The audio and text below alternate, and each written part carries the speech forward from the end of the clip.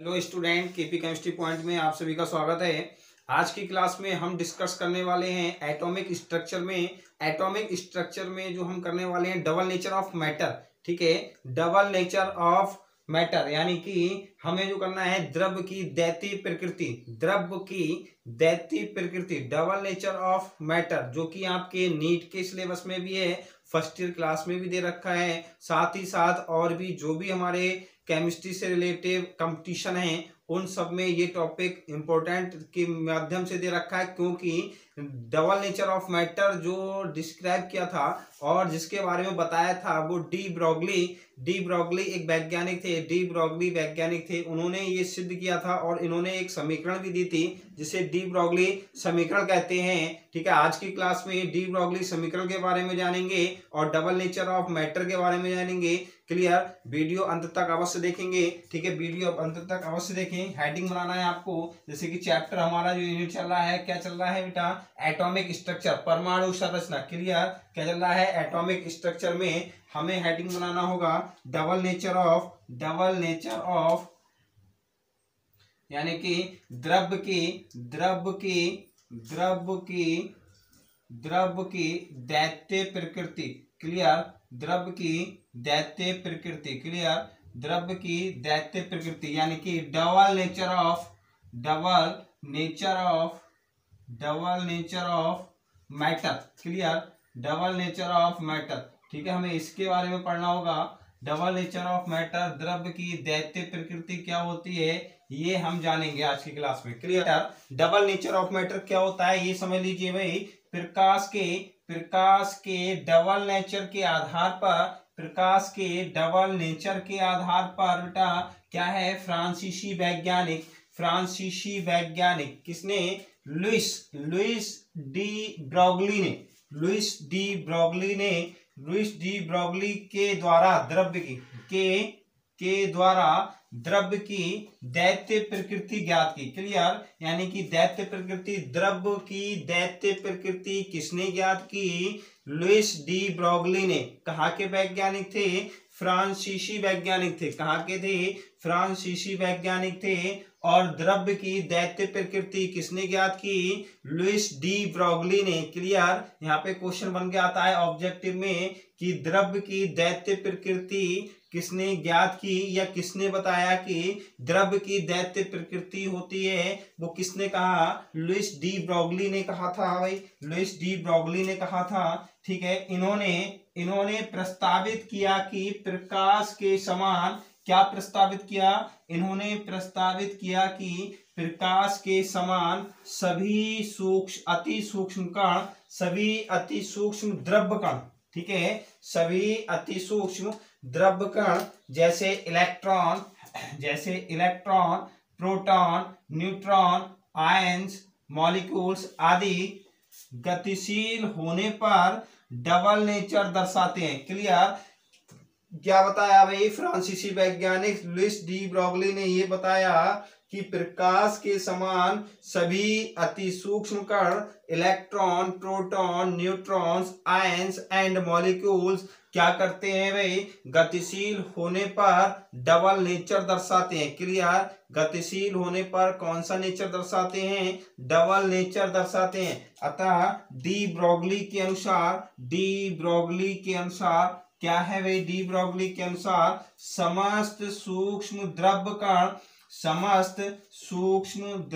कण गतिशील होने पर, क्लियर, गतिशील होने पर तरंग प्रकृति भी दर्शाते हैं। क्लियर, क्या दर्शाते हैं, तरंग प्रकृति भी दर्शाते हैं। अतः किसी पदार्थ के गतिशील कण के लिए तरंग दैर्ध्य लैम्डा।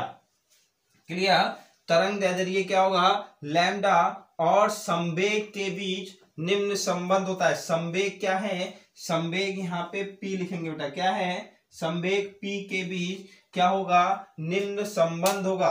क्या होता है, तरंग दैर्ध्य लैम्डा बराबर h/p, जहां पर h क्या है, प्लांक कांस्टेंट। क्लियर, h क्या है, प्लांक कांस्टेंट है। अभी मैं इसके अनुसार और भी प्रूव करने वाला हूं, जैसे कि तरंग दैर्ध्य हमने क्या करा था, लैम्डा बराबर एच अपॉन पी। एच क्या है बेटा, एच क्या है, प्लांक नियतांक है, पी क्या है, संवेग है, लैम्डा क्या है, तरंग दैर्ध्य है। जैसे कि हमने अभी आपको बताया डी ब्रोगली के अनुसार, अकॉर्डिंग टू डी ब्रोगली क्या है, लैम्डा इज इक्वल टू यानी कि तरंग दैर्ध्य लैम्डा इज इक्वल टू क्या बताया, एच अपॉन पी। पी क्या है, प्लांक नियतांक।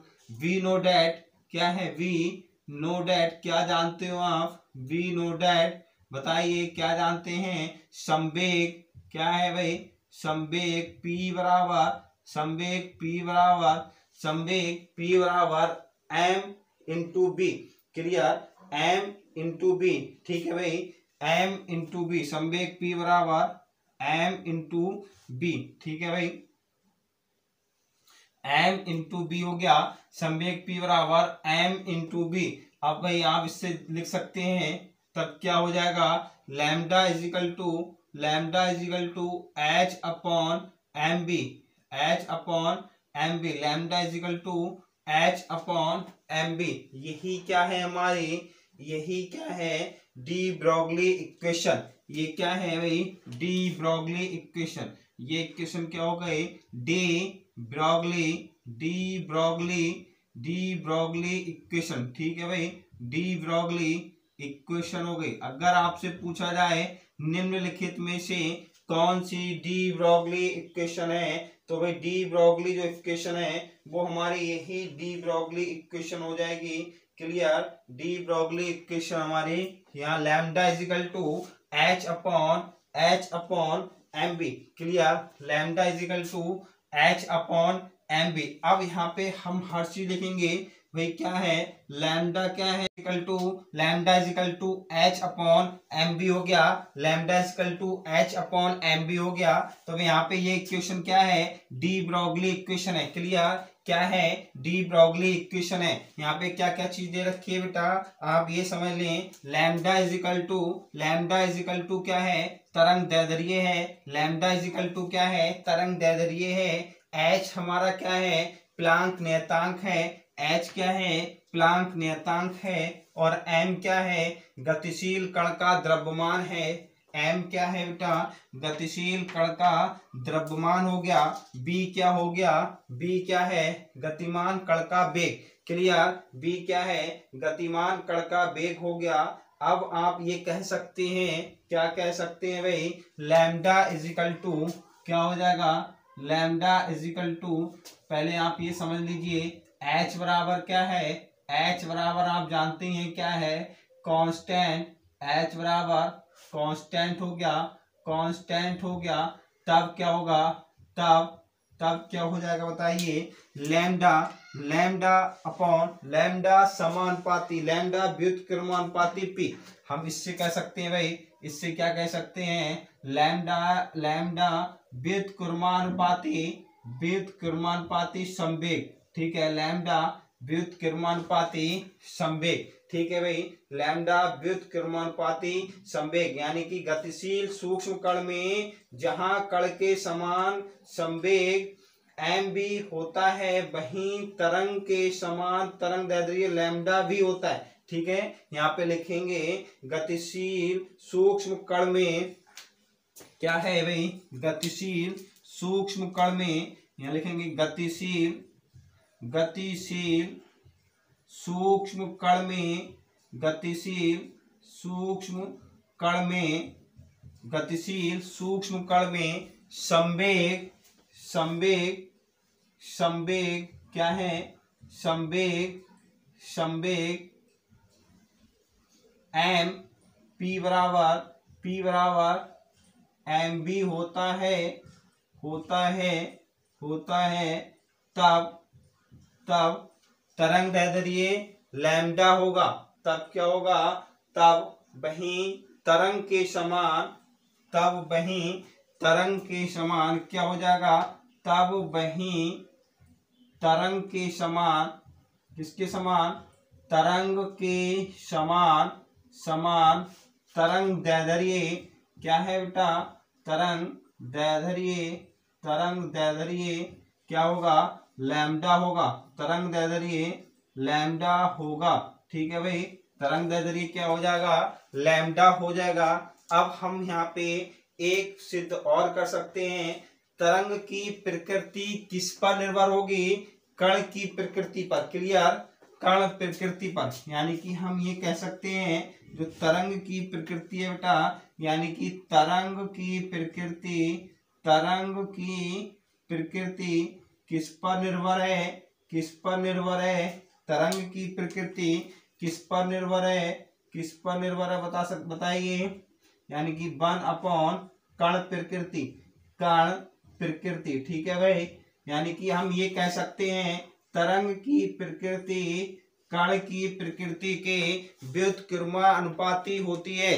क्लियर, तरंग की प्रकृति कण की प्रकृति के क्या होती है, व्युत्क्रमानुपाती होती है। ठीक है भाई, अब आप यहां से क्या सिद्ध कर सकते हैं, यदि कण की प्रकृति, यदि कण की प्रकृति बढ़ा दी जाए तब तरंग की प्रकृति में क्या होगा, कमी होगी। यदि कण की प्रकृति कम कर दी जाए तब तरंग की प्रकृति क्या होगी, बढ़ जाएगी। क्लियर, तरंग की प्रकृति में क्या हो जाएगा, वृद्धि हो जाएगी। ठीक है, फिर से देख लीजिए, क्वेश्चन एग्जाम में आपसे यहां से पूछा जाएगा निम्नलिखित में से कौन सी डी ब्रोगली इक्वेशन है, तब lambda is equal to H/mb, या आप यहाँ कह सकते हैं कि lambda is equal to H/p। ये भी हमारी तरंग क्या है, डी ब्रोगली इक्वेशन निकल के ही आती है, क्योंकि P क्या है, संवेग है। लेकिन मेनली जो आए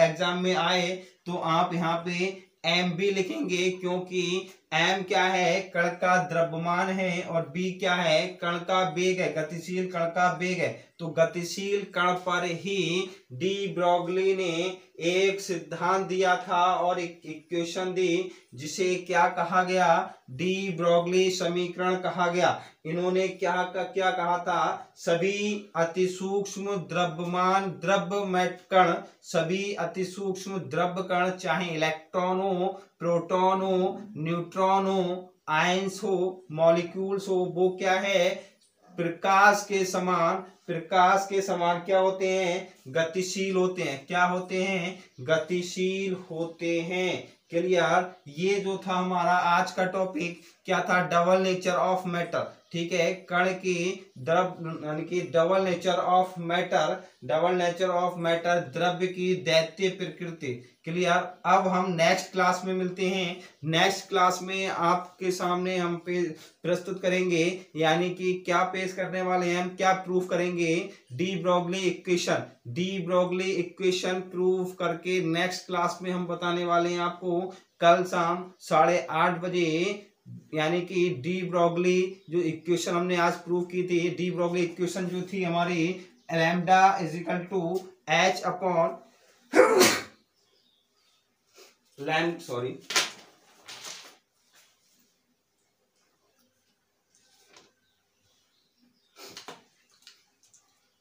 क्या था, lambda is equal to H/mb, lambda is equal to क्या था, H/mb था। कल की क्लास में हम इसको प्रूफ करके बताएंगे कि ये डी ब्रोगली इक्वेशन कहाँ से बनी और कैसे बनी। ठीक है भाई, यदि वीडियो पसंद आई हो तो लाइक करें, शेयर करें और चैनल सब्सक्राइब करें। भाई खुश रहिए, मस्त रहिए, पढ़ते रहिए। Thank you very much.